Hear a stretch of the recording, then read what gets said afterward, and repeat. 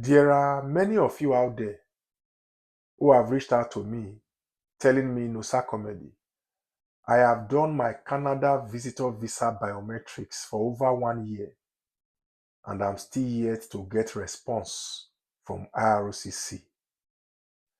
There are also these other people who said, Nusa Comedy, I have applied for Canada student visa for about a year after I paid the required tuition deposit to the school. I am still yet to get response from ROCC. I have many of these kind of messages in my social media DMs, even here on YouTube. And in this content today, you are going to learn a lot of things because reports in Canada states that 50,000 international students are missing. These 50,000 international students got student visas, got study permits, came to Canada and did not attend classes. That is what is currently happening right now in Canada. This is a very big news, and it is also not a good news in a way, because this is also going to spoil a lot of things for those of you who have applied for these visas and those of you who are thinking of or preparing to apply.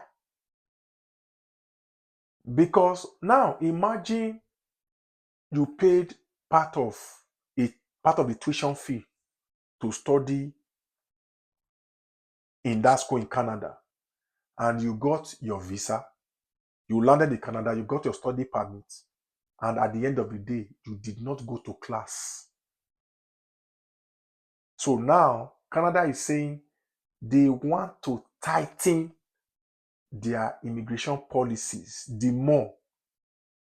And they have also said that a lot of people are taking advantage of this whole thing. And now let's even look into some of the reasons that the Canadian government gave. The reasons why most of these students are not attending classes. Let's check these reasons.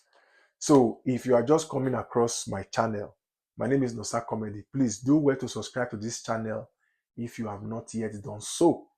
And I want to sincerely thank my returning and existing subscribers. Please give this video a big like if you like what I'm doing here, so that with that your like, YouTube can recommend this content to all those people who might also be interested. Thank you. God bless you as you subscribe and give this content a big like. The first reason they gave, one of the reasons they gave, they said a lot of international students who came to Canada with their study permits decided to cross illegally to the USA. That is to say, a lot of international students who went to Canada, got student visas, got study permits, decided to abandon school and came to the US through the border illegally. So from what they are saying is that these people already had the intention to come to Canada as a student, but not to attend classes. But their main aim was to come to the US through the border with Mexico. And from what they are saying, it seems they are very sure of what they are saying. And another reason was that a lot of these international students came to Canada and were facing financial challenges. And as such, many of them were unable to sustain paying their tuition fees and taking care of themselves. And by so doing, some of them decided to start working full time and in the process abandoned their studies. I have said this thing in many of my previous contents that the exchange rate of the Canadian dollar to many of the local currencies in Africa is not helping. There are cases where people left their countries, landed in Canada. After calculating the money they had in their bank accounts, they realized that the money they had was enough to take care of them. But because the exchange rate is not stable, in the space of 1, 2, 3 months, they realized that the money they left to Canada with, that was once enough to pay their tuition fees and take care of themselves, were no longer enough. And at the end of the day, many of these students abandon their studies, find a way to start working full time, while others decided to seek for asylum right there in Canada. And I have done contents on this many times. And out of these same students, some couldn't get job to work full time after they abandoned their studies. Some because it's not like they deliberately abandoned their studies. It is because they were unable to sustain themselves financially. At the end of the day, some were unable to seek for asylum. Some even sought asylum, failed it. At the end of the day, after they were asked to leave Canada, some decided to cross illegally from Canada to the US. This is what we have been told that many of these students did, which me, I'm not aware. It is what they are saying right there in Canada.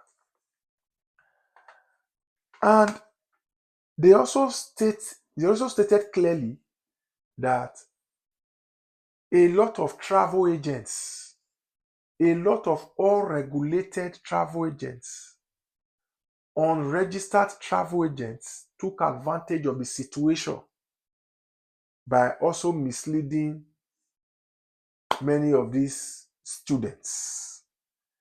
And do you know the implication of this from my own perspective as somebody who analyzes things?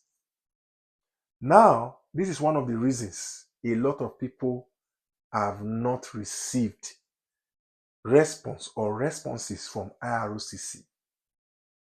Now, from what we heard, they are working on their immigration policies now. They want to tighten the system. There's going to be more scrutiny. If you say you want to come and study in Canada now, they are going to scrutinize you more. Because according to the data released right there in Canada, about 800 and something thousand international students came to Canada in 2024. And out of that number, 50,000 were missing.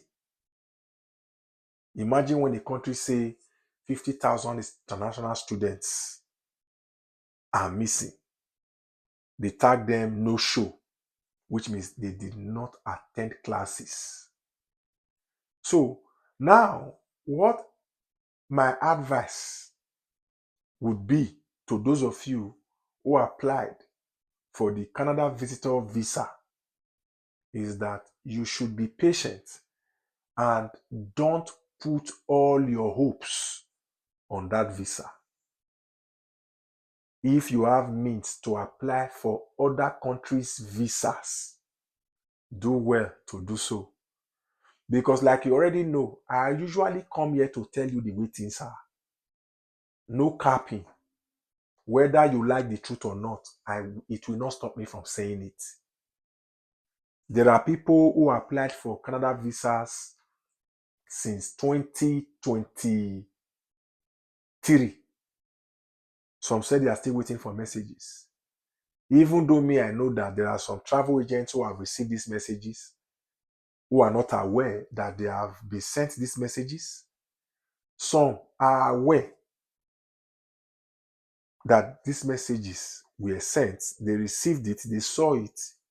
But because the message was a visa ban for the clients, some of these travel agents decided to pretend that they have not received any of these messages. That is why I have constantly told many of you, please do well to reach out to your travel agents, because there are cases where travel agents were even sent messages for their clients to submit passports to get their visas. 1 month passed, 2 months, 3 months, 5 months, 6 months passed. Travel agents did not even check that email to see if the message was there. It was after I made a particular content in 2023 that people should try to reach out to their travel agents, because these travel agents are busy. They have a lot of clients. Many of them receive these messages and they are not even aware. And at the end of the day, I got feedbacks from people who said I was right, that their travel agents received these messages and were not aware. Some even were told after they received the messages, 6 months had passed. Just imagine. So please, if you did not apply for this visa yourself, do well to reach out to your travel agent. And if you have not received this message, this is one of the reasons for the delays. They are scrutinizing people as I speak, and you need to look for another option. If you have paid to any of those schools in Canada as an international student, if you have been denied this visa, do well to reach out to the school to refund your tuition deposit, or better still, defer your admission to the next admission cycle. 50,000 international students missing in Canada. Sometimes these students, you don't feel blame them. You cannot, because what you don't know is bigger than you. Those students, many of them, they know what they faced. They knew that there were little hopes for them coming back home. So they decided to jar. So it's what it is, guys. This is what this content is all about. Please let me know in the comment section what you want me to make a content on next, and I will surely do so. Thank you very much, guys. Have a good one.